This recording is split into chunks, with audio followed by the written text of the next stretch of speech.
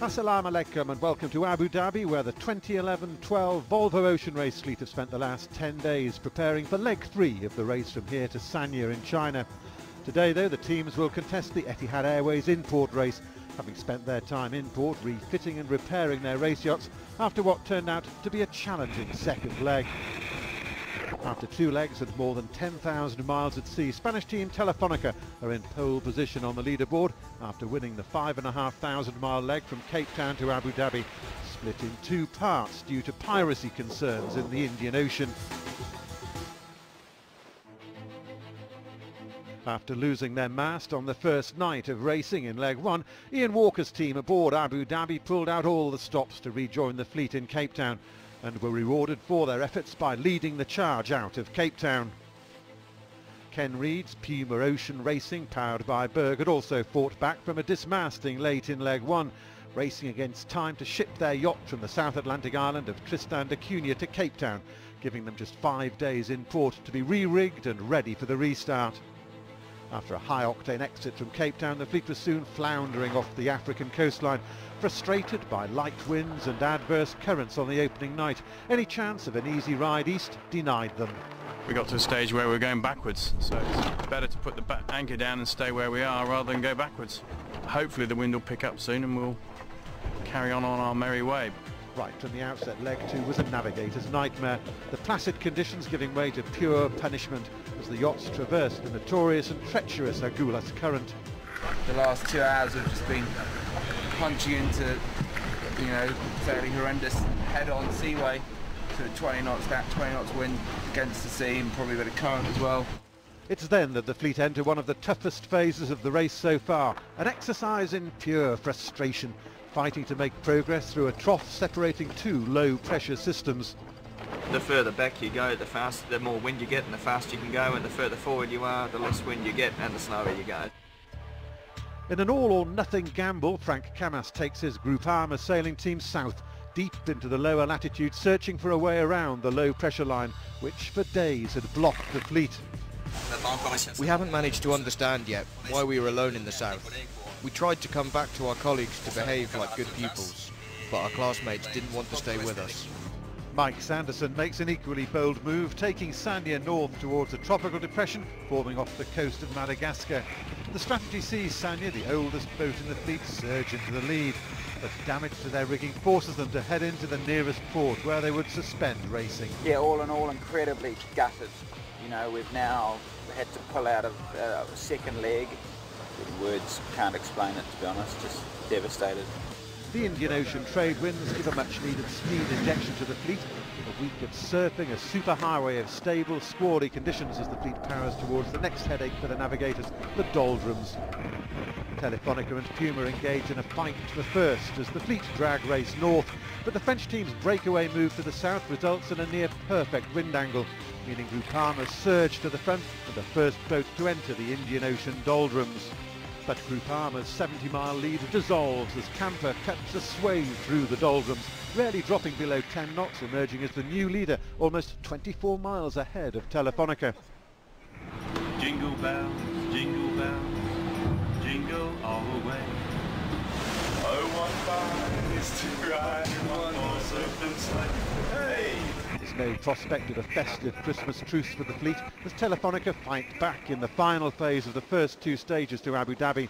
It's the beginning of a battle for supremacy between Telefonica and Camper that will last for the remainder of the leg. For 3 days, Camper and Telefonica trade blows at the head of the fleet after their easterly courses through the doldrums pay off. Telefonica grind down Camper's lead, and approaching the leg's safe haven where the yachts would be loaded onto a ship to be transported to the United Arab Emirates, the 2 teams were within shouting distance of each other as they headed for a photo finish. Just 8 miles from the end, Telefonica finally steal the lead from Camper. The pair separated at the finish by just 1 minute and 57 seconds after 15 days at sea.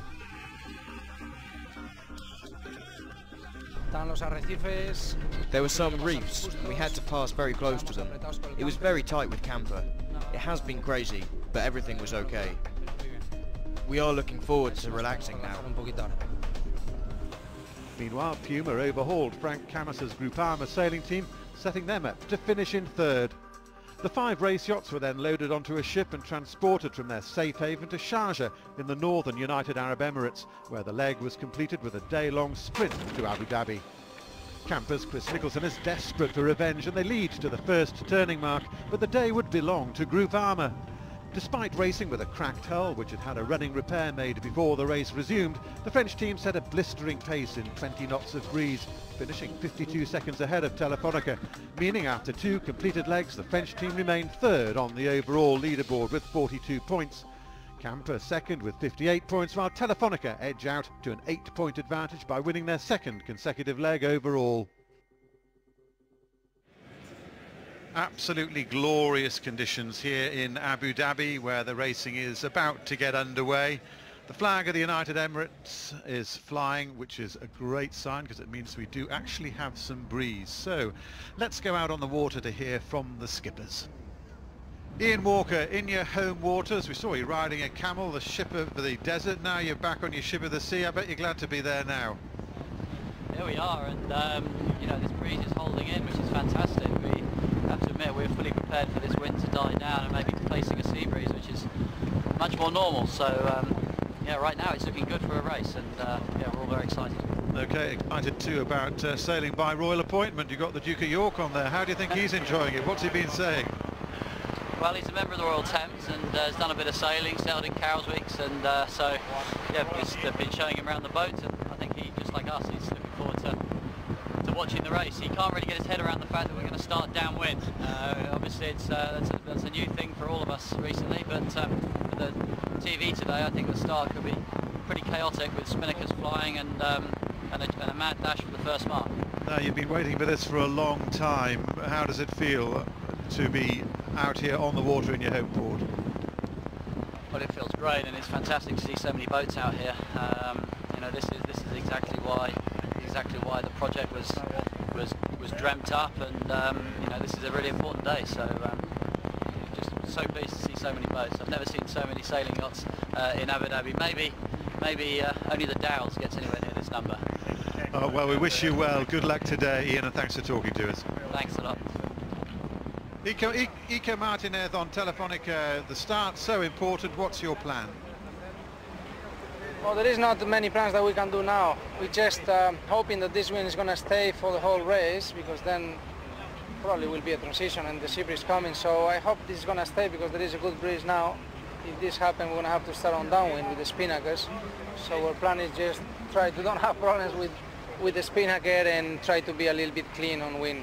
Okay, now it's nice obviously to be at the top of the leaderboard, but how hard is it to stay there? But it's not hard at all. I hope we're gonna be like this for a long time.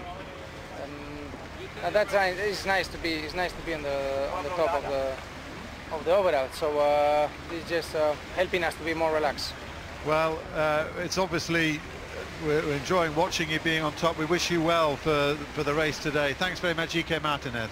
Okay, see you. Bye.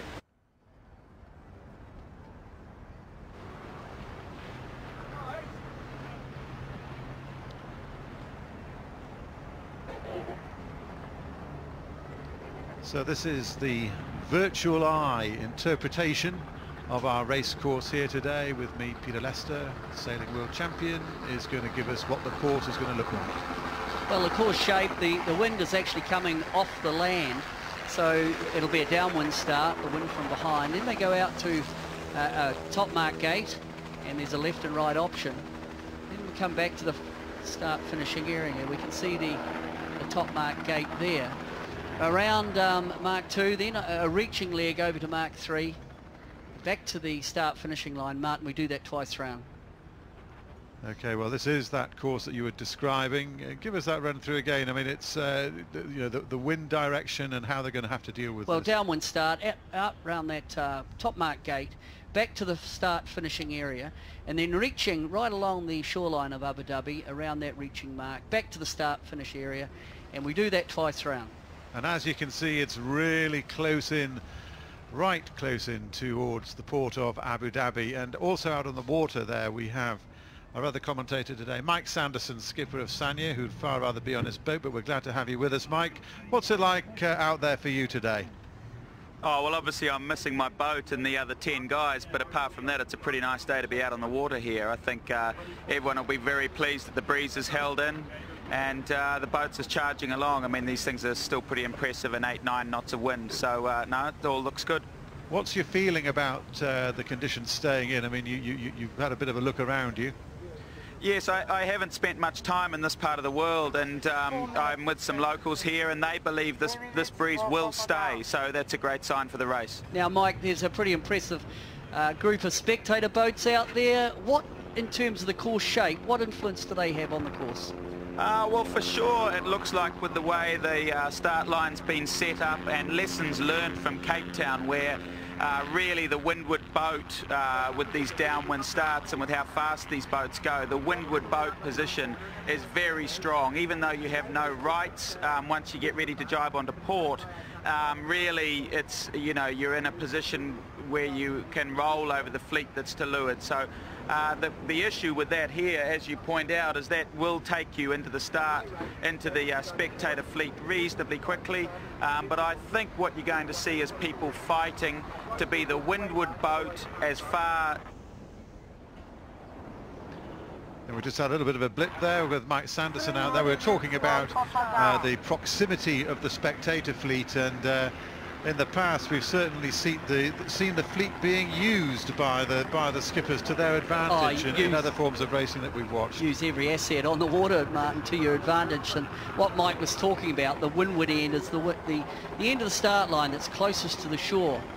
And we can see Kemper have got a few sail options on deck. I would guess to say that'd be a J2, a Jenica. Remember, inshore they actually do have a sail option that they don't use offshore. It's a Jenica with a soft luff, and I'd expect to see those through the race. They're coloured sails as the boats manoeuvre in pre-start. Pretty well getting down to the business end, Martin, with just coming up to 2:10 to go. And Martin, I think this race is won and lost off the line. Well, we always say on a downwind start, whoever can get a jump off the line, very hard to pass. Well, somewhere along that line is the optimum position, and that's what these boats are jockeying for now. The most fatal mistake any of them could make, as we saw in the Pro-Am race yesterday, was to be over early. Telefonica was over early yesterday, and had no choice but to trail the fleet the whole way around. So this time on distance is absolutely the key. Yeah, absolutely. Time on distance. The setup, getting the angle right, the approach to the line, and then how long it takes that speed build to build. You're not allowed to be early. If you jump the line, you've got to return. So we've got group armour to windward of Camper.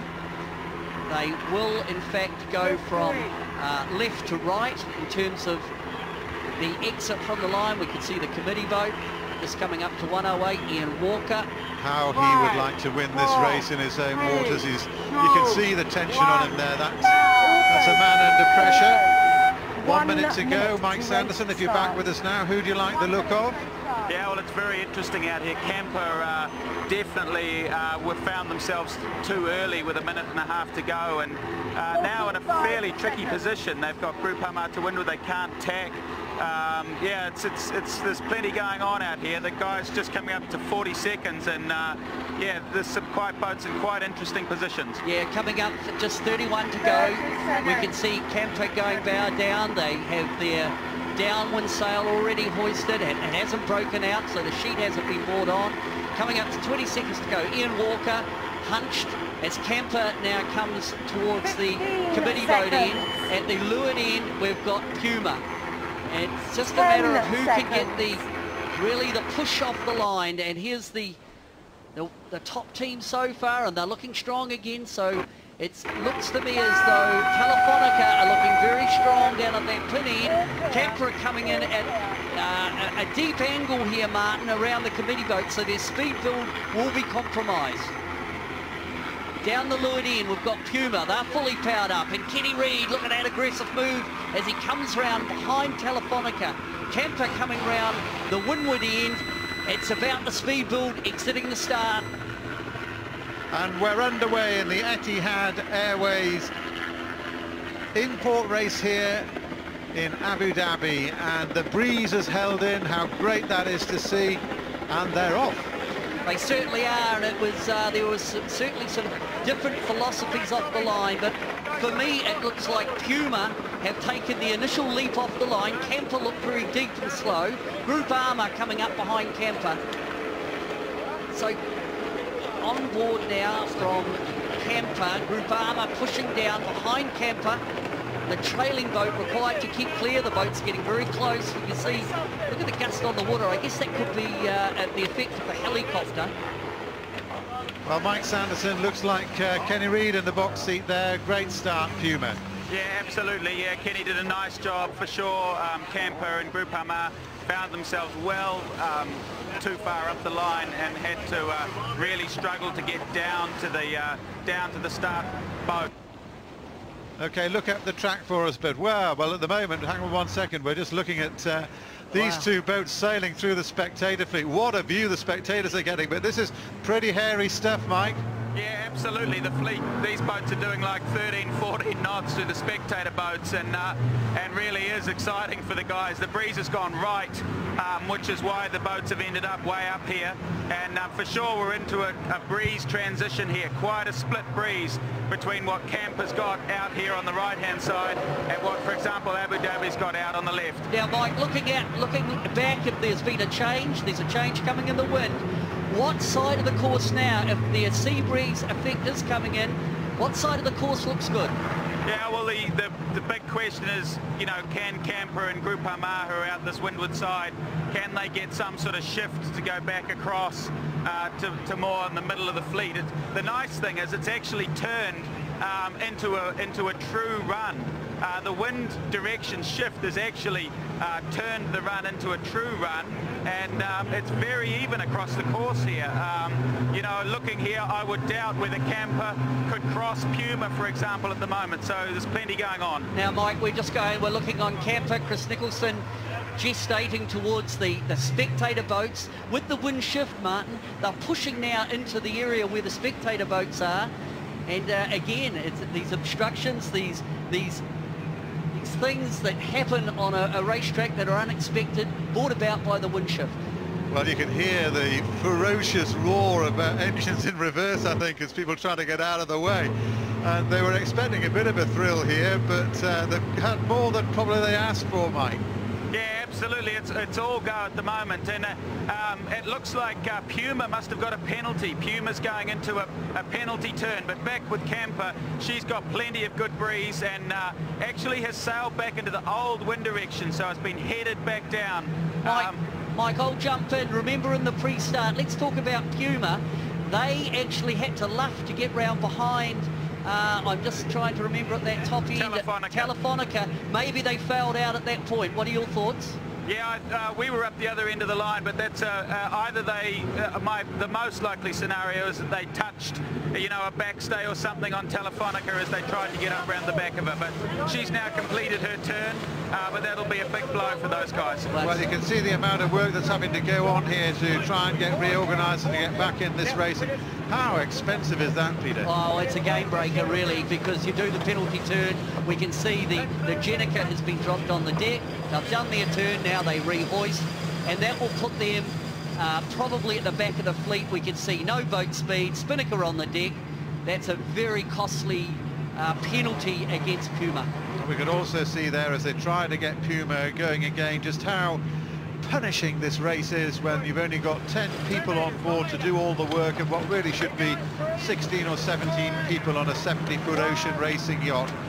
And this is just going to be absolute heads down for them the whole time. We were talking earlier that a lot of these guys, you know, apart from the horror of a penalty turn like that, they won't even have remembered anything about this race, as they'll just have been working. We're seeing again a big split in the field in the context of quite a short downwind, and over on this right hand side we've got Group Armour forward of them, we've got Kemper, and we can see Telefonica positioned nicely, and then all the way out the other side, and it could be a bit of local knowledge, but that with Abu Dhabi Race, the ocean racing, right over on the left hand side of the course.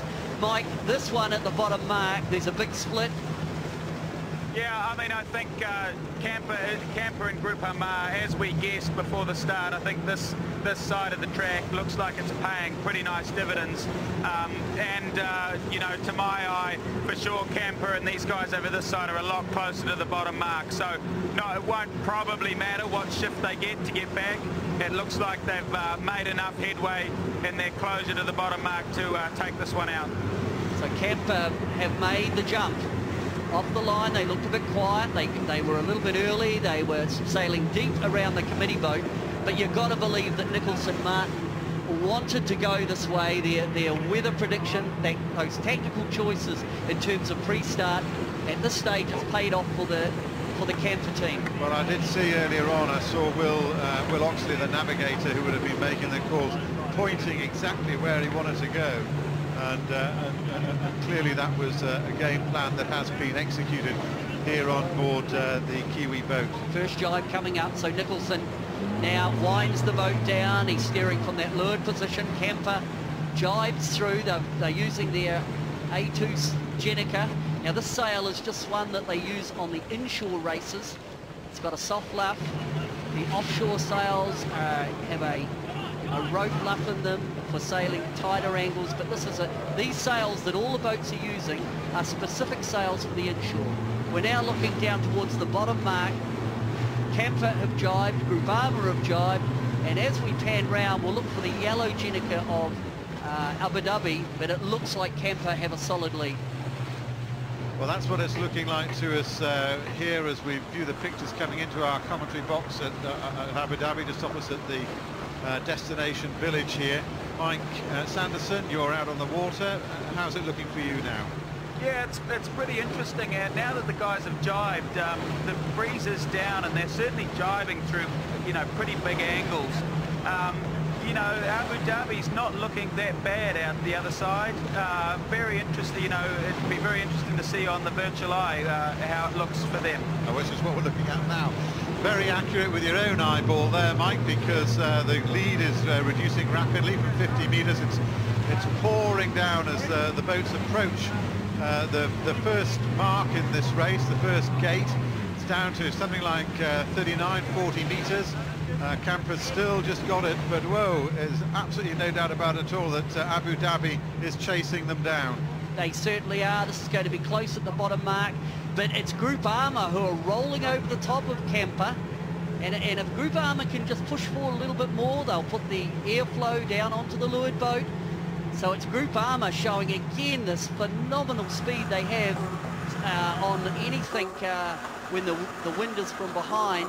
They may well have just snuck into a bit more pressure. Mike, Groupama, they're rolling over the top of Camper. Got some good wheels once they as soon as you see a hint of Groupama's bow coming out, for sure it looks like she's got good pace. But Abu Dhabi, the home favourite, is going to lead around the bottom mark from my eye. So that'll get a pretty big cheer from the boats around me. It certainly will. At the moment we're watching this duel between Camper and Groupama, and this is going to be a matter of some concern on the Emirates Team New Zealand boat, should it turn out that it's a pure boat speed issue, because this is something, a little Achilles heel if you like, that they've been trying to address, but at the moment it looks like they're holding it. But Ian Walker is the one who's coming in now on Abu Dhabi. He took a flyer out on the exact opposite side of the course, and boy, is that looking like it's going to pay dividends. Big separation off the line, and it's the team that have really benefited from this is Abu Dhabi. They're coming in, they're going to lead at the first mark. And like Mike Sanderson said, this will be a big cheer. We're on board here. There's Adil Khalid there, and this couldn't be better written for him, could it really, if it turns out that this is a winning move. There's Ian Walker, absolutely concentration personified. He'll just be a bit between the teeth. Oh, they've got a solid lead, so it's Abu Dhabi Racing coming into Mark 1. And off comes the yellow Jenica. The Genoa's already up. They're going to come round the left-hand gate. Then they'll go back upwind towards Mark 2. So it's Abu Dhabi Racing leading the inshore and the import race here in Dubai and Abu Dhabi. Okay. So Ian Walker on board Abu Dhabi Ocean Racing. They lead here in this Etihad Airways import regatta. The import race here in Abu Dhabi for the Volvo Ocean Race. Group Armour comes around, followed by Camper. So Group Armour did manage to get over the top of Camper. Now they're taking the opposite gate. They're heading out more out to sea. So Group Armour ahead of Camper, and Puma coming also in from out good recovery. The sea. Good recovery. They had to do that penalty turn off the line. So Group Armour come round.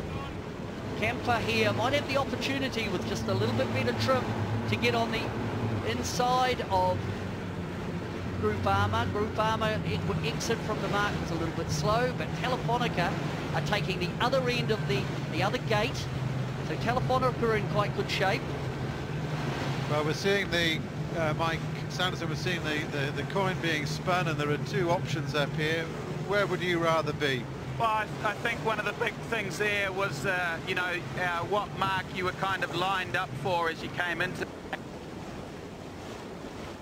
But sort of floundering at the other mark at the moment, so hopefully they get that sorted. But yeah, I think the boats basically went round whichever mark they were most lined up for, and which is why you've seen the split here. But I think we can probably expect to see Abu Dhabi tack anytime soon and just go and set up strong on Camper and Group Armour, who went round the other mark. Well, this is Puma Ocean Racing trying to make up ground out of their disastrous penalty turn, and that's, well, I mean, it's really, you would think that that's their race done and dusted.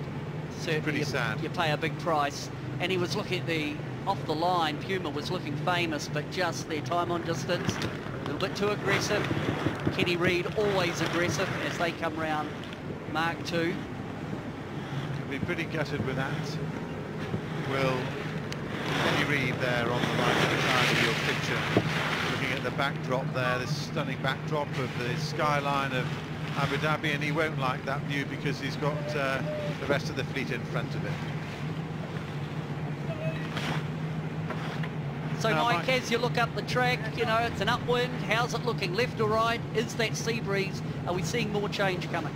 Our Abu Dhabi have just picked a really nice time to tack back onto port tack and come over and consolidate on the fleet as we kind of guessed. We've just lost Mike there momentarily, be thumping back up the course. Well, Mike, we're just saying that Abu Dhabi coming back to consolidate on Camper. So Abu Dhabi coming across on port, and we'll look down to leeward and you'll see Group Armour and Camper, but Abu Dhabi have done a fabulous job on that on the start first leg. So this is Adil Khalid there down in well, what they used to call the sewer, and he's getting the Jenica in, and it'll get resorted, packed up, ready to go, hoisted again. There couldn't be a hotter job for anybody on the boat on a day like this, and as we were saying before, there are just so few people anyway to do all the work, and that's a local boy working hard at it. And here we've got that boat, Abu Dhabi, running nicely ahead of Camper on port tack. Yeah, guys, I'm not sure if you can hear me, but it doesn't look like Abu Dhabi can cross Group Armour. So Group Armour, who chose the left-hand mark looking downwind, I would be surprised from my view here whether Abu Dhabi can cross Group Armour on port. So we've got an interesting cross coming up here. So Mike, what are you looking at? Are they able to do a leave-out tack? It's pretty hard to do one of those in these boats, the limited crew. What's the tactic for Abu Dhabi? I think Abu Dhabi can really choose which side of them they want, and actually it's just looking better for Abu Dhabi now. So yeah, this could be a pretty vital cross. I think if Abu Dhabi wants to hang on to the left-hand side here, that you have to go early if they're happy to take the risk and try and cross, or dip. Then there are only two choices. Well, we've got three boats in picture as Abu Dhabi going across on port. Looked like they were just clearing Group Armour. Oh no, that gives it. Here's a dip coming up. So down come Abu Dhabi. They're going to have to come behind Group Armour. Group Armour with starboard right. So we've got a lead change on the second leg, and it's Frank Camas and his team in Group Armagh. They take the lead. Well, Martin, nothing like a bit of upwind to see a bit of a mixture in the race. Well, also we're just seeing that Group Armough's blast of speed they showed coming into Abu Dhabi was no fluke at all. This boat is very, very quick, and Frank Camas at the wheel is certainly making the most of it. And it was watching there that dip, Wade Morgan waving them up from the bow of Abu Dhabi Ocean Racing to minimise the loss as best as possible. Craig Satterthwaite sitting out on the rail there, so you can see him sucking in the air to you know, just try and keep his momentum going, because there's an awful lot more work to do in this race, and there's a lot more racing to do here. We're on leg 2, heading up into the wind, up to the top mark. Now, Mike, it looks like there's some quite big differences in pressure on the course, and we're on board at the moment with Abu Dhabi and Ian Walker. What's it looking like? Looked like Group Armagh had good pressure in the middle. Yeah, Group Armagh for sure came across in a a really nice vein of breeze. We could actually see it on the water here. But one thing you do have to do with these boats is minimise the tacks.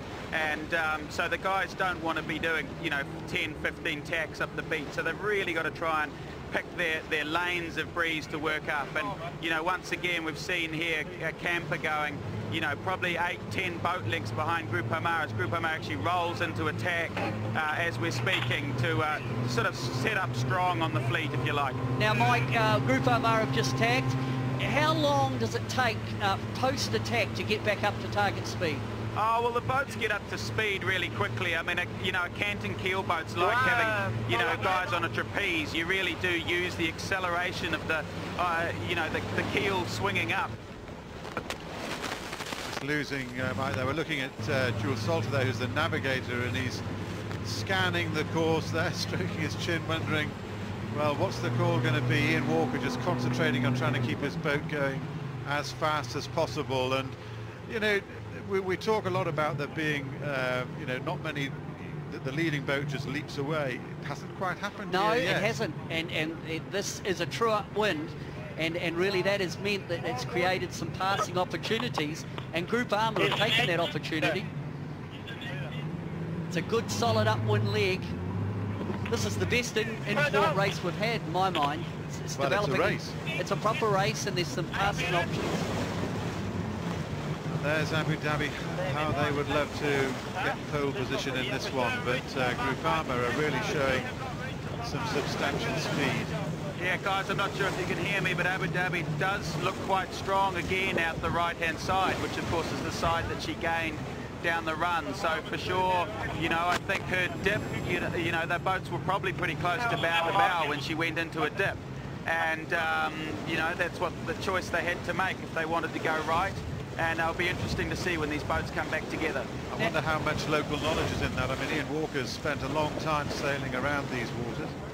Yeah, just as I say that, Group Armagh's wound up in a big lefty, so I'm just looking over my shoulder to make sure there isn't someone further left. And in fact, Telefonica's come out this way, but they're not looking like they've quite got the pressure that Group Armagh. But Group Armagh's certainly wound up now here in a big lefty, and Camper's obviously pretty happy to go this way because she's stuck in Group Armagh's bad air, and if they thought there was any life tacking back onto starboard, I'm sure they would have done that. So for sure the fleet is pushing this way with purpose. Looks like beautiful conditions. The wind is staying in. On board Camper, Chris Nicholson. See Tony Ray, Robert Salthouse trimming. It's a good old puffy day, isn't it? Typical offshore type of condition. The wind bends around, and there's an effect of the city behind the wind, so the wind whistles between the buildings. But there's the winner at this stage. Group Armagh ahead of Abu Dhabi. Camper third. Looks like Abu Dhabi are just rolling into attack. So from my eye, Abu Dhabi have gained out that right-hand side, and I wouldn't be surprised to see them. We're losing Mike again, and Kevin's bursting in and out, but we can see what he was talking about, that Abu Dhabi have tacked onto starboard now, coming back in, and this cross is going to be interesting. Oh, I think Abu Dhabi are ahead here. They've made a leap. They took that dip, you know, they took the dip. Obviously they wanted to go on the seaward side. So Ian Walker using local knowledge, using all his skill. Oh, you look at that though, and Mike, we'll go back out to Mike. Mike, the shot we've got of the boats converging. The bearing is going towards Abu Dhabi. It looks like they're ahead. Yeah, Abu Dhabi's got a beautiful bit of right-hand action and is going to comfortably cross Group Amar as we speak at the moment. Well, we will be able to hear the cheers, no doubt. Big spectator fleet out here on the, well, presumably now on the edges of the course, having had the boat sail through them, and we watch Group Arm attack. A bit of anxiety coming round. And all hands to the pumps, and there aren't many hands. So Group Armour attack to leeward of Abu Dhabi ahead. Mike, in relation to the top mark, ley lines, Abu Dhabi on that ley line to this mark? Group Amar, I'm surprised they did that, to be honest. You know, Abu Dhabi was comfortably across and this close to the turning mark. I'm a little bit surprised they didn't just go and set up on Abu Dhabi's hip and just be comfortable with second round the mark, because there's plenty of course to go yet and plenty of opportunities, but they haven't. They've tacked to leeward, and yeah, I think they'll still be second round the mark, but they've certainly given Camper a breath of fresh air. Mike, does that mean that Abu Dhabi, that Group Amar will need to do an extra tack? Yeah, for sure. They will come into the mark though with good pace. However, they're going to be on port, and they'll be lining. You know, Camper will have them pretty lined up on starboard. It looks like they'll be fine, but yeah, they definitely might have made that a little bit harder for themselves. Great shot from the helicopter there of Frank Camas, and you can see the pace that he's got on this French boat now. But we're here with Abu Dhabi Ocean Racing. Masthead 0 up on Abu Dhabi Ocean Racing for the reaching leg. So about to see the biggest Genoa get unfurled on the boat. So at Mark 3, it's going to be Abu Dhabi. They lead. There's a lead change on that upwind. Group Armour piling in, as Mike was saying. They've got a really good lick of speed on. They're on port tack, but well clear of the right-of-way boat, which is Camper coming in, but they're some way short of them now. At the mark now, Group Armour. Yeah, one thing that's interesting too with this race course is that the reaching leg is incredibly short, so it actually doesn't look like Abu Dhabi have bothered deploying their masthead 0 at this stage. You know, it looks like it's going to be a very short reach out and back, and they've really focused this race course on being a windward leeward. Third around Camper with Emirates Team New Zealand on the charge. They've closed it up just a little bit. Is it going to be enough to mount a little bit of a challenge towards the second place Group Armour? And well, what are we learning here? Anything about this? Is this the vulnerable spot for these guys? Well, not sure about that. I think this one's come down to pressure and positioning on the course, and I think really Abu Dhabi have done a fantastic job. They obviously had a game plan to come in from the right-hand side on the downwind. And there'll be some disappointment here on Telefonica, the series leader, trailing. Did we see, Mike, did you see any reason why Telefonica should be trailing so badly? Yeah, they had a terrible bottom mark rounding, and now it's just not their day. They've now just underlaid the top mark, and they're going to have to do 2 tacks right on the mark, and Puma for sure are going to be right on their hammer as they come into the mark here, and need to actually be pretty careful not to infringe here. But it looks like they'll be fine, but for sure they're going to be slow. Oh, no, there is an issue here. Oh, that's definitely an issue there, Mike, at that mark, and it looks like Telefonica were not able to squeeze round the mark. Wouldn't surprise me to see a penalty here. And Puma will roll them anyway, would be my guess here. Puma have got so much more pace, and yeah, it'll be interesting to see what the judges' call is here. Well, there's a bit of a recovery here from Puma, and that'll give a real lift to Kenny Reid at the helm there. Well, that was a classic port starboard there. What do you think might happen? Well, it wouldn't surprise me to see a penalty, but now we're down. That was a very short leg, and Abu Dhabi So what are we at, Martin? We're at Mark 3, is that right? A luff coming up here from Telefonica, guys. A big luff from Telefonica, trying to stop Puma going over the top of them. Well, we're still with Abu Dhabi and Groupama. We'll try and get back to that action in a second and see where we're going. This is Frank Camas there coming round the mark, end of that very short reaching leg, and now there's Camper coming in to be third around the mark. That was a very short leg. Very short. So Camper come round third. The effect, the dynamic effect of the canting keel as it moves through its 80 degrees from 40 degrees one side to the other. It almost rolls the boat through like a roll tack or roll jibe in a dinghy. Well, Mike, you were talking about that before, about the swinging keel. I mean, how vital is the sort of timing on that to make it happen? I mean, it's almost like having a 70-foot dinghy. Yeah, absolutely, it is critical, and you know, you're allowed to use the keel, you know, once to swing the boat back up as if you're roll tacking your laser dinghy or anything like, you know, anything that's small where your weight can have enough effect. Well, here's the big tussle at the back of the fleet. Puma have got past Telefonica, but the Spanish boat is breathing down the American boat's neck. And Ken Reid will really want to try and make the most of this fight back from being dead last after conceding a penalty. It doesn't look like there was a penalty. It looked pretty close to me, and I guess it's been ruled that Telefonica did enough to avoid as the boat required to keep clear. So Puma have got round Telefonica on this very short lead. Big battle at the back of the fleet. Wide on the mark. I think the race committee have done a lovely job today, because you know, some days when it's really windy, then the reaching legs can be exciting, but today it's all about the windward leeward, and we saw the passes, you know, both upwind and downwind that was happening. So I think the race committee have done a good job in keeping the reaching legs short and getting the action into the windward leeward. So we're on the reaching leg over to a small reaching mark, and it's Puma coming round. They are ahead of Telefonica. Back to the leaders there. Now we've got Ian Walker driving. Well, I think have they made a little bit of a gain now?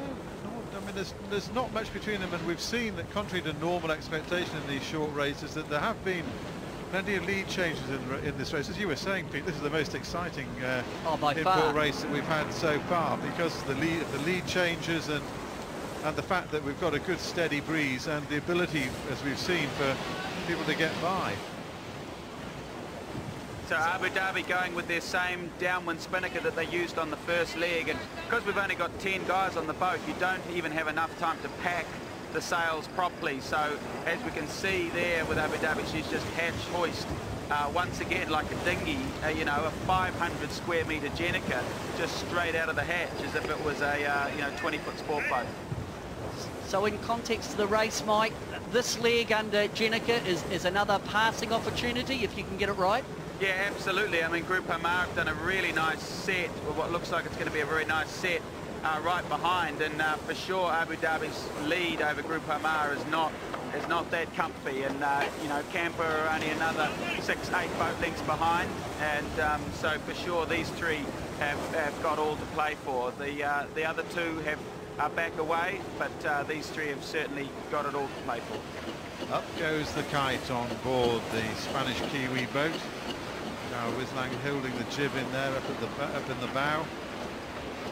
Now, we're going to see any kind of dynamics now. We're going to see this action again, Martin, if the boats stay on this jibe, that they end up in the spectator fleet again. They're over there to the right. So, Mike, how far to the spectator fleet Groupama and Abu Dhabi?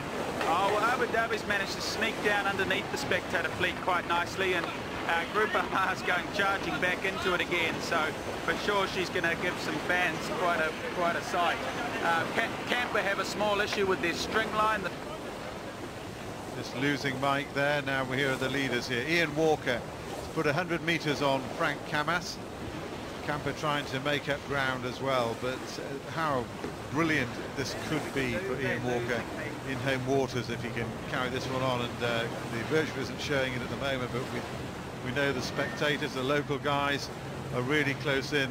A big fleet of boats come out from Dubai, more than 30 of them staying in the Emirates Palace Marina, and they've raced up here specifically to watch this action. And it's you know, yachting enthusiasts coming in to watch the greatest ocean racing yachtsman in the world. And there's the local lad Adil Khalif giving it his all, as is always the case in these import races when you've got so few people on board. Well, Martin, what's pleasing for Abu Dhabi is here, Group Armour are coming with them.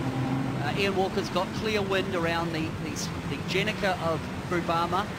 Looks like Camper had a problem at the top mark and have actually lost a bit of ground. So that really the race, the winning of this race is between Abu Dhabi and Group Armour. We can see they're just sliding down. We can see the spectator boats, that catamaran there, everything in reverse, trying to back out of the way, and this is going to be. But for the boat in the lead, with the fleet really all going in procession, it makes it a little easier for Ian Walker and his Abu Dhabi team to defend their lead. We did see on the first time they went on this downwind, it was Group Armour that rolled Camper.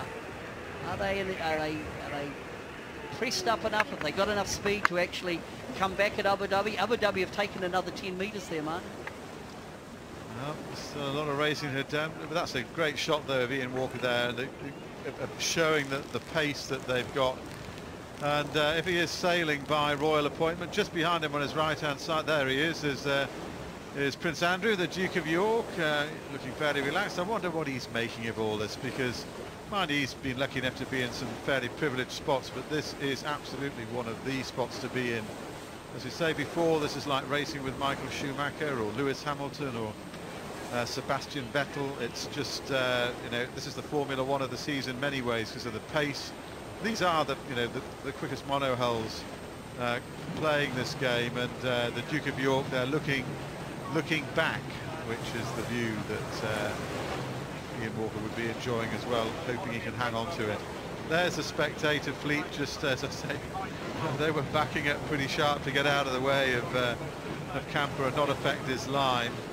And I mean, you can't get closer to watching than that. I mean, look at the bow of that boat with all those people, the spectators on it, all waving and watching. And up on the bow, Mike Pamiter saying, get out of the way. No, it's Darryl Wislang, sorry, saying, please get out of the way, because he's losing ground. He wants to come up and he can't. Well, the issue is wanting to change the angle of the boat to get the optimum angle, but also the shadowing effect of those windward boats on the sails. But it's the same for everyone. Yeah. The fleet are very compressed into the spectator boats, giving the spectators a visual feast.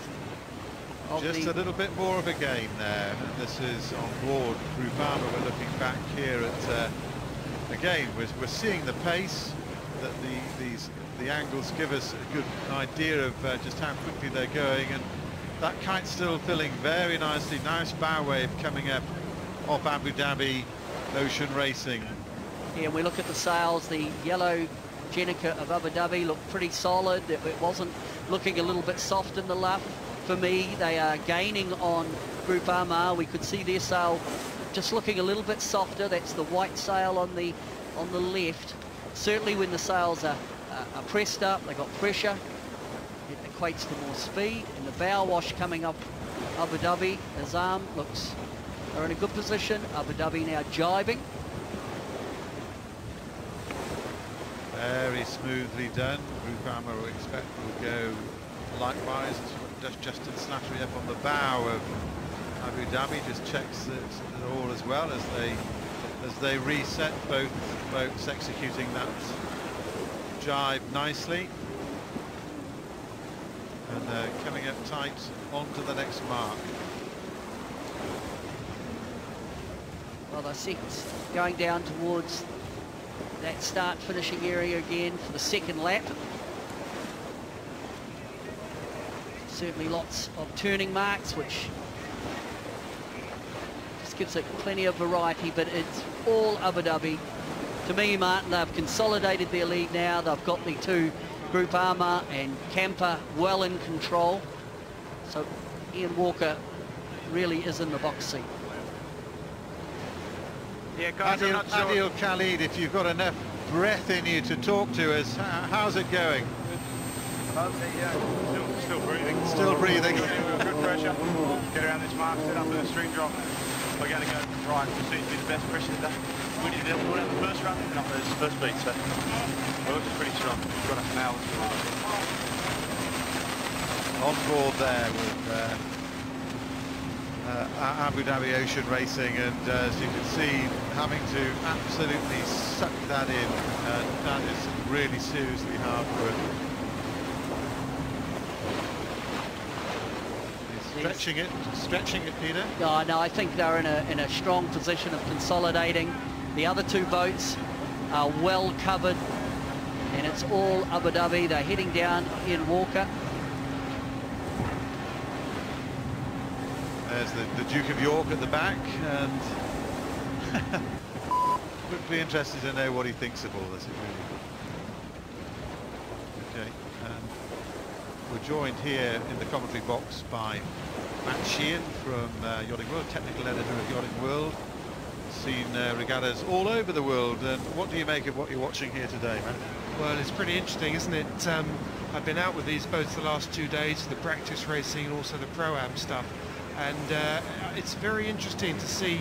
I mean, first of all, Ian Walker's going to be absolutely delighted to be here. Of course, he's still going to get to the finish in this position, but let's not forget he has had a pretty miserable time in the first 2 offshore legs. It's been desperate. I talked to him last night, and he was trying to sort of hang on to the positives, and he felt there was a lot of expectations on them early on in the race. They went out and they won the import race in Alicante. They went steaming off the line in the first offshore leg. Very, very powerful position, and then it all went wrong for them, and they've been waiting and struggling and fighting to get back into this position. So it's one thing to be leading the fleet in your home port, that's absolutely superb, but he's going to be, if he can make this stick, he's going to be so pleased at the end of this, because he's going to hope that he's thrown that jinx off that has been on his back all the way down there. The monkey on the back for Ian Walker. Well, maybe this is shedding it out on the water there, Mike Sanderson. I mean, you've had your problems, but you would have some empathy with Ian Walker.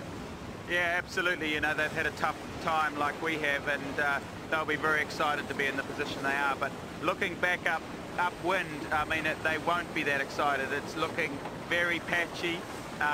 For sure, it's the lightest it's been, and so it isn't. You know, they would have been hoping for a nice steady 15 knots, and then this position they're in would be pretty much a given, but that's not the case, so they've got their hands full still. Justin Slattery just spiking the kite away, just slamming his, well, it's like his pair of pliers, his Gerber or whatever it is, and to release that sail back, it's come all over them.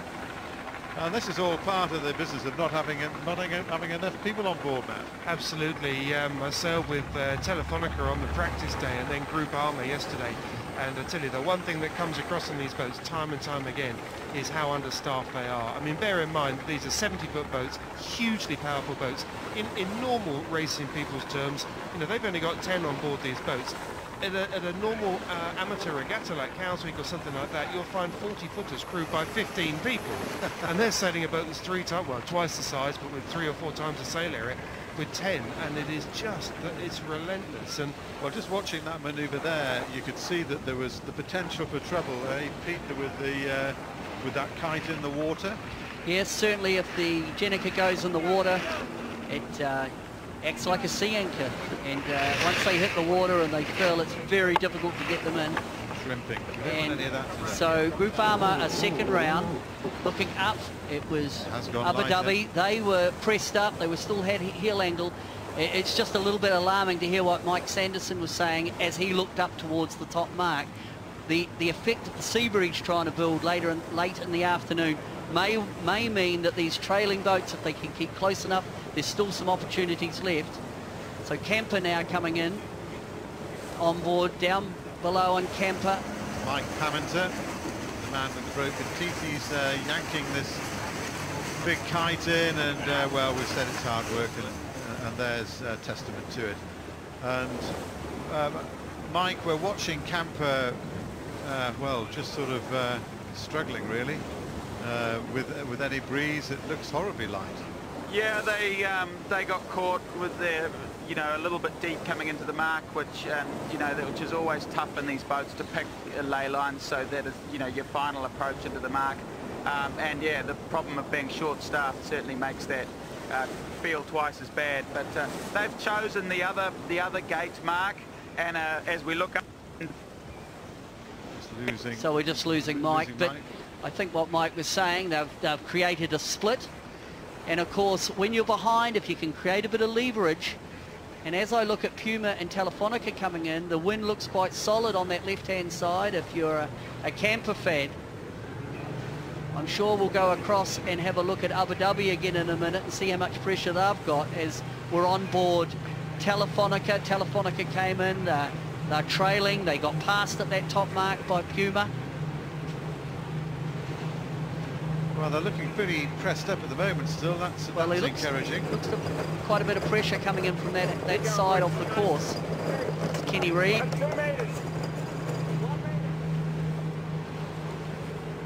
Oh, Mike out there, the pressure's not looking too bad at the moment. no, it's not looking too bad. It looks bad on the water, and yeah, Telefonica have got their masthead code 0 up as if they're going to use that for the beat. So they obviously saw the same thing that I did, which was lots of big holes. So yeah, I think it's looking still a little patchy. So Mike, looking up the course, left or right, where's the pressure? Because we've still got a few moves left in this game. Yeah, for sure we've got some moves. I mean, what Camper have done a nice job in generating a split, so I don't think they really picked left or right. I think they picked where the other guys didn't go. But as we say, that Abu attacked on the starboard now. Pressure of anyone. Just getting the Mike getting clipped again there as Puma come into the gate, make their choice. Bottom mark gate. I like the idea of these bottom mark gates, Martin. It gives options. For Telefonica coming in, Telefonica haven't actually got a head sail up with a code 0. Now you can see the effect of the Jenica in the water. This is a problem for Telefonica.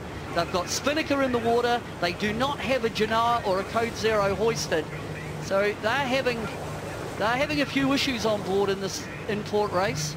It's going from bad to worse on the Spanish boat.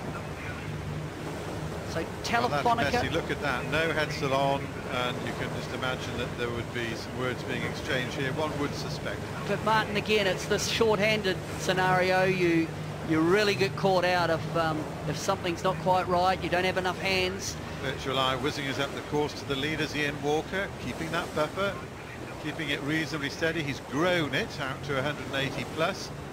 But as Mike Sanderson was saying, it's possibly developing into a little bit more of a lottery up in the top as the wind lightens. Back with us, Mike? Yeah, it's as we just speak here, Camper's rolling into attack. I mean, they've still got 7 knots. We're losing Mike again. We'll try and come back to Mike in a minute. Camper life lovers. Well, we're sort of liking life at the moment. At least they're on the podium, but they'd like to be doing a bit more than that. Yeah, Camper came over to the left. They did have the option of creating a bit of leverage with really that split that was given to the bottom mark. But certainly when we were looking at the animation, it was still Abu Dhabi had a solid lead over Group Amar and then Camper. This upwind, and we look up the course now with Virtual Eye. It's certainly looking very good for Abu Dhabi. Well, we'll have to hope you're not delivering the commentator's curse. Martin, it's starting to look like consolidation, though, isn't it? I think Ian Walker has played this beautifully. He took that risk at the start on that first downwind, got the advantage. Was it a risk? Was it local knowledge? Well, we'll exactly. be able to ask him afterwards. I think it was certainly a planned move. Ian Walker has done a great job. And they're fully pressed up. They're not falling into an area of quiet wind as we look at Abu Dhabi, Group Amar. Beautiful shot with the light there here in Abu Dhabi, and their plan here to turn this area into, well, this is just absolutely playing into it, isn't it, really, that this is you've played many compliments to this place where you've been here with sailing teams, and this is great racing. Well, I think it's a winter destination that has a lot of potential for people in the Northern Hemisphere, and today actually with this sort of semi-offshore breeze is probably the tricky direction for them to race in, because you do have the effect of the sea breeze trying to come in, but luckily for this race the wind has been relatively steady, but there has been enough in it for the trailing boats to have an opportunity, and we've seen some, you know, some real quality lead changes. Okay, Mike Sanderson, you back with us? Yeah, I guess so. Yeah, I'm out here. I'm out here beside Group Amar, and yeah, the breeze has hung in there. But as you were saying, Abu Dhabi's for sure consolidated her lead, and might have given up a little bit of it just to make sure she's got Group Amar well in touch. Beautiful picture there of the bows of our first and second place boats in this Etihad Airways input regatta of the Volvo Ocean Race here in Abu Dhabi. And Matt Sheehan, Peter Lester were there, was talking about this as a destination for yachting in the winter.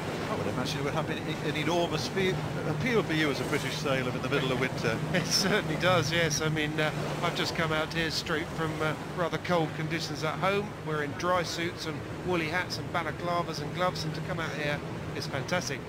I think I agree with Peter. I think it's a fantastic destination for racing. It's challenging. We've now got, you know, high performance boats. These are very powerful boats, and they're able to sail in light breezes, which is one of the things that has dogged racing over the years. Possibly one of the reasons why light weather venues haven't been that popular in the past. But these boats only need a few knots to get themselves powered up, and they're hard work. You're constantly seeing people, as we are now, grinding away. No one ever stands still for any length of time at all. It's full on, even in the light weather. And we're seeing passing lanes. We've seen overtaking manoeuvres. We've had all the drama and excitement. You can ask, it hasn't been like one has just leapt away. Absolutely, and the practice race day before yesterday was very, very similar to this. We saw some big changes in the lead. A lot of it was about handling, and what's fascinating is to see, we've seen a sort of extreme example of it here, is when you make a little mistake, as you've both been saying, you make a little mistake, you get punished severely. The kite comes down over the top of the pedestals, the grinders, they can't then sheet the jib in, the whole thing starts to come crashing down, and so there's a big premium on getting boats around the course, and these tight courses. And in the past, right at the early days, Camper appeared to be pretty good at getting around the corners. They're very, very good crew work, but these guys on Abu Dhabi have really stepped up to the mark now, and they're proving to be pretty smart too, as we're seeing now. The big wide grin on Adil Khalid, number one. He's saying, well, he's just hoping that they can hang on. He'll be the happiest little chappie in Abu Dhabi if Ian Walker, his skipper, can pull this one off, and you won't wipe that grin off his face for a very long time. But Mike Sanderson, Matt Shin there was talking about being short-handed. You know what it's like in these races. Is it as grim as it looks? Yeah, for sure, it's pretty tough, and you know, but today's been a beautiful day for sailing, so it's, you know, 10, 12 knots, it's about as good as it gets. Lighter than that, it gets hard again, because you're into masthead code zeros, which are just an absolute massive rock. We're just losing Mike again. It must be the breeze knocking having a pop at the string between the cocoa tins. But that's the position that we've got at the moment, and Pete, it's looking pretty good at the moment without being the commentator's curse for Abu Dhabi. Yes, I think from the moment they went round that bottom mark, it looked pretty good for Abu Dhabi. But another point I'd like to jump on, Martin, I think the race management guys have done a good job today. They've made the upwind down leg portion of the race probably out to maximum length, and shortened up the reaching legs where really there's very little opportunity for passing lane, and that reaching leg was so short that they pretty well just two sail reached it. So I think today's course format and the shape of the course has been better than what we've seen at the two previous import races. Well, what we want to see in any of this racing is, you know, the ability to generate some way of making an overtaking move. We know there's not a huge amount of difference in points of sale, so then it becomes a race of crew work and boat positioning, and you get the excitement of a lead change. It would be terribly sad if it was all just a procession, and I think your point about the race management will be well taken on board. Maybe, you know, they've looked at some of the courses in the previous two imports and thought, it's not quite working, but this one sure seems to Well, be. there's been plenty of discussion, and I'm sure from the teams, and also, you know, I think you and I have touched on it, but look, we've got to give them a rap today. I think this course, given what it is, downwind start, and they're always tricky, but we have seen proper downwinds and proper upwinds where, you know, boats have actually passed each other. It's been a good course. Okay, Abu Dhabi.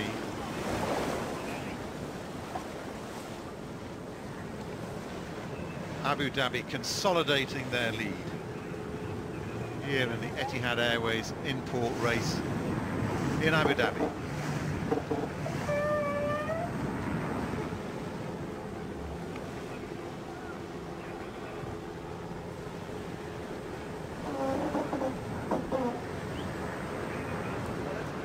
Abu Dhabi in the international team charge around Mark 6. And if they can hang on to this, there's going to be hats flying at the other end of the line, especially with the supporters of this young man here, Adil Khalid, just 23 years old, one of the 3 under-30s on the boat. Fought off competition from 120 other Emiratis to get this role, and this is what he has been living for quite some time here in his home port. Group Armour now. Coming in second to Mark 6. Well, there's not a long way to go now for Abu Dhabi and Group Armour, as we see Code Zero being hoisted. Mike Sanderson out there, can you see any change at all in what we've got, or are we looking at a finishing order? I think we're looking at a finishing order, to be honest. It's the breeze is hanging on, even though it's probably down at 5 to 6 knots. Group Armour have gone with a Code Zero. Well, they've certainly hoisted it, as have Camper. Abu Dhabi are just reaching it with their jib up, so they think they've got a big enough lead just to try and hang on with the 2 sails. Still showing a nice turn of speed there. It's amazing how much speed they generate in very little wind, and Group Armour have gone for a bit more sail area, as Mike pointed out, putting Code Zero up on the outside of their Genoa, and they have a solid lead over Camper, Chris Nicholson.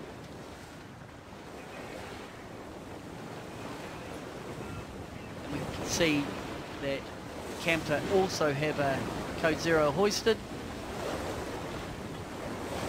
as they come in towards the mark. Very distinctive. I love the colours on these boats. They're certainly coloured sails, coloured boats. It looks for great images. Stu Benentine on the grinding there. Tony Ray immediately behind on the main. As Camper come towards Mark 6. Just going across that short dog leg. Well, Martin, in terms of context of the offshore for the Volvo Ocean Race, I don't know if we've learnt too much. I think today has been a tactical battle in my mind. I mean, there's always a question mark of one boat faster than the other reaching, but I think this race today has been dominated really by Ian Walker, sailing a very tactical, astute race. Well, I'm going to be really interested to have a chat with him afterwards and find out. We muttered about local knowledge because it seemed like it was either that or a gamble, and I don't think he was in a position then when he would have wanted to gamble. He seemed to know what he was doing and what he wanted to do. So if it was local knowledge, then he's executed it absolutely brilliantly, and he's just got to hang on to it. So. Yeah, if you remember, guys, Abu Dhabi actually set up and started on port. So they were up at the committee boat end and started on port. You know, took everyone's transom. So it was something, you know, 2.5 minutes out or something as far back as that, they had decided to go down that side of the run. So I think it might have been local knowledge or something that, you know, the afterguard of either Ian Walker or Rob Greenhouse, Jules Salter, I mean, they got some good guys, good sets of eyes on board that year. Yeah, I think it's, to me, it looked like a strategy. Now, Matt, you're very good at, you know, analysing performance. Your take on today's race, have we learned anything today about these performance of boats? I think we have. I think what we're starting to see, and we've been seeing this in the practice race as well, I think we're starting to see the strengths and weaknesses of various teams starting to come out. One of the teams that quite surprises me, that we haven't spoken much about, mainly because they've been training at the back of the fleet, is Telefonica. I mean, they are a very, very proficient team. They've showed how good they are offshore. Very slick, very smart, but they're struggling around the cans, and they have been struggling around the cans. The last couple of days has been difficult for them. The manoeuvres, they tend to fall over a little bit quicker than the others. We've seen people have caught up with Camper. I think Camper on the import stuff, they were very strong offshore as well, but on the import stuff, they started off as they were the datum. They were the ones to try and get to. A lot of people are now catching up. We're seeing Ian Walker is now right up there. Of course, they won an import race in Alicante as well, so there are no newcomers to it. So, and Group Armour are also starting to find their feet. So I think overall, we thought right at the beginning of this whole series, before they even left Alicante, that the chances were that this was going to be a very, very closely fought race around the world. And I think the way we've seen so far, 2 offshore legs, a couple of import races, I think this really is shaping up to be one of the closest Volvo round-the-world races that we've ever seen. Well, I think there's absolutely no doubt about that, and thanks for that, Matt Sheehan. That's for that analysis. I think that it's what Ian Walker said. He gets a pat on the back from the Duke of York, who is lucky enough. Jules Salter gets a pat on the back from Ian Walker as they get ready to take the gun here in the Etihad Airways in Fort Race. Well, Martin, winners are grinners. Ian Walker drops down to the leeward wheel. They're heading in towards the finish line now. And what a win this is going to be. The celebrations are about to begin because Abu Dhabi Ocean Racing is about to cross the line to win the Etihad Airways import race of the Volvo Ocean Race. Ian Walker, what a hero.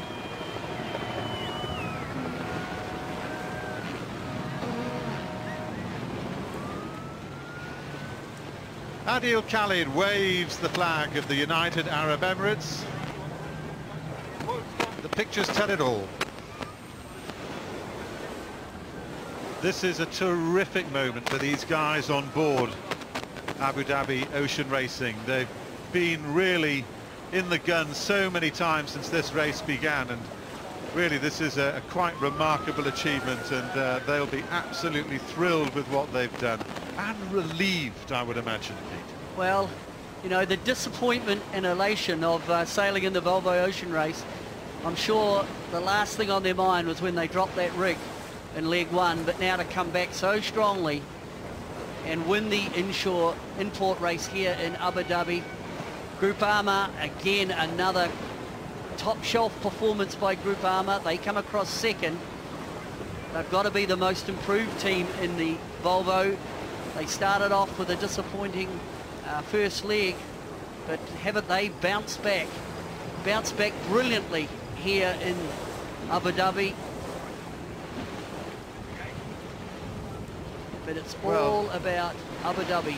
Abu Dhabi Ocean Racing winning their home port race, and that must have a positive effect for sailing in this part of the world. Okay, Mike Sanderson, well, your summation of this.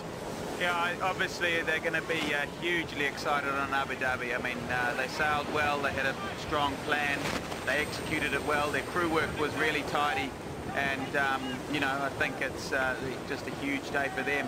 I think, though, to be honest, a team which is going to be very, very pleased with their performance is going to be Group Armour.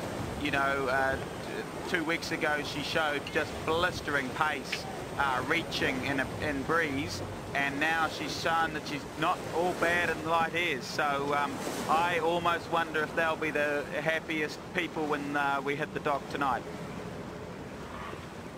On board Camper as they head in for third spot. Well, they've done it again. They're going to be on the podium. They are being Mr. Consistency, but I don't think they're going to be altogether thrilled. No, they haven't sparkled, but again, they're on the podium, valuable points. They have, you know, got some points back on Telefonica as the race leader, so that's important to them. But Group, really Camper don't look like they're really hitting their straps, but they're not far from it, Martin. But Group Armagh are really putting the shot across their bow by beating them from Sharjah to Abu Dhabi, and now also beating them in the import race here in Abu Dhabi. Third spot for Camper with Emirates Team New Zealand.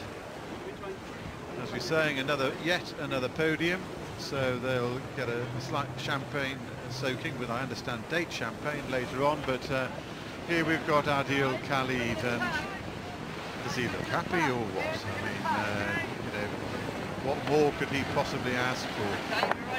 And he'll be able to savour these memories when the going gets a little bit grimmer down the track. Okay, so here we've got Puma coming in, Puma Ocean Racing. Amazingly good recovery, having been subject to a penalty on the first leg of this race. And I mean, that'll be a pretty gut-wrenching, well, good for Puma as we're looking now at Ken Reid, but Telefonica trailing, they'll be... Puma jumped the line, and that was costly. If that time on distance, small error, they were certainly looking good off the line, but in many ways, Martin, they'll be pleased to get one boat back. It's very hard to recover if you've had a premature start. Yeah, so that's one back, so he'll get some satisfaction out of that, but having looked so good at the front, he'll be a little bit dark, I would imagine. But I think, you know, Matt Sheehan's point earlier on about the fact that everything's being thrown wide open by all this racing and how close it can be, anybody can win. Yeah, it's very, very close as Puma go over the line. They'll put their one down. I'm sure their debrief will solely come down to the being on the course side of the line at the gun. And then Telefonica comes back. They come in 5th. They've really had a disappointing day in terms of, and probably the first disappointing day they have had in the Volvo Ocean Race. Well, that's a very good point. Now, I hope we maybe got Ian Walker able to talk to us. There he is. Ian, are you hearing us there? Yeah, I can hear you, Martin. Oh, well, listen, you can probably hardly hear us with the people cheering around you. Ian Walker, huge congratulations. Now, tell us, we're all itching to know, was that move at the beginning of the race, was that a gamble or local knowledge from your sailing there? Well, it was just a decision, really. Largely, we thought the spectator boats were very close to the course on the right-hand side and would affect the wind, so we thought, you know what, if we just so wanted to win this race, and we thought we're prepared to take some risks to try and win the race, because we knew if we could win the race, it would be a very, very special day for everyone. Now, Ian, another big moment in the race was on that first upwind. You were bow to bow at a port starboard, you elected to dip. That was, to me, that was the defining moment. Just talk us through the tactical mindset when you went into that dip. Well, it was an easy decision because we weren't going to tack under them there, so close to the ley line. But, you know, they gained on us on the right. I really thought that around the leeward mark we were going to be gone. We really thought the left would pay. The right came good, and we were very lucky. Group Armagh let us get to the right of them, and from then on we never gave them a chance or a passing lane back at us. So yeah, I'm grateful we were able to dip. Very hard for them to defend that, because if they tack under us, there's every chance we roll them. At the moment, Ian, we're seeing a shot of Adil Khalid flying the flag there. Try and put into words what this win means. Well, I think you know, we're involved in a 9-month odyssey, you know, around the world, and it's made of lots of little bits. But you know, today is probably the most important day for Abu Dhabi. I don't think we've ever seen this many boats ever out in Abu Dhabi to watch a race. Many people new to the sport, and right now all they can see is their country flag being waved, and it's a real thrill to you know, to let that happen. And don't forget, we've had a tough time, you know, breaking the mast, tough second leg. We've had a pretty rough ride of it the last 6 weeks, so maybe everyone can sleep well tonight. What do you think it might do for you? Well, I wouldn't say it will renew our confidence, because we've never lost our confidence. We feel that we've only just started in this race. I think the main thing is just enjoy the moments. You know, we've said all along, 1 minute you're first, the next minute you're last. At Telefonica, you know, they looked unbeatable, and then today they had a bad one. And so I think the message is you've got to enjoy the good moments and not beat yourself up when it doesn't go so well. Okay, Duke of York on back. Has he given you the Royal Seal of Approval? Yeah, no, it's a very special day, and we, you know, the team lost a very dear friend in the last fortnight, Michaela Allen, so, you know, I'd just like to dedicate this win to her. She means an awful lot to us. Okay, Ian Walker, congratulations. Thank you. So, Pete, give us a quick summing up. Oh, impressive race. In terms of, this was an inshore race that we'd expect. I don't think I've learned anything necessarily about the hardware, anything that we didn't know. But in terms of the race, as Ian said, big moment for them. They created some split. They took a risk. They capitalised on that. And on that second upwind, they retook the lead and never looked back. Okay, well, here's the, provisional results of the Etihad Airways import race. Ian Walker, the local lad, if you like, has really come good. Takes the maximum points. Frank Camas in second with Groupama. Chris Nicholson will be pleased with his 4 points, more especially because Ika Martinez on Team Telefonica only gets 2. Ken Reid picking up the 3 points there. So that means that overall, Camper, Emirates Team New Zealand, have clawed back a couple of points on Team Telefonica, closing the game up again. Likewise, Groupama are doing nicely. Puma have got a few more points on the board, but there's still that split halfway into the fleet. So. Well, I think that, you know, what Matt Sheehan was saying before, that this looks like it could be the most open of all. Matt Sheehan, one quick word to close. Yeah, well, I think it's amazing. It's been a superb day. We've sort of said an awful lot of it, and I think it just goes to show how this race is about people. We've concentrated on the technology a lot, and sure, that's important. It certainly gets me excited. But what a day to prove that this race is really just about people, and we're seeing people stepping up to the plate, changing their game plan, and we're seeing people. Oh, I thought they were going to be chucked in the water. Going for a swim. Yes, we are going for a swim. Mike Sanderson, if you're still with us, a very quick word. Yeah, you ought to all go out here. They're throwing people in the water off the Abu Dhabi boat. They're so excited with their results. So, no, very great race. Okay, we're losing Mike again. Hopefully we'll get that one sorted out, that gremlin, before tomorrow. But, you know, if you'd written a script for Abu Dhabi Ocean Racing, it would have been deemed far too corny. There's Adil Khalid. He said his dream was to race on a winning Volvo 70 into his home port, and well, his dream has come true in the Etihad Airways import race here in Abu Dhabi.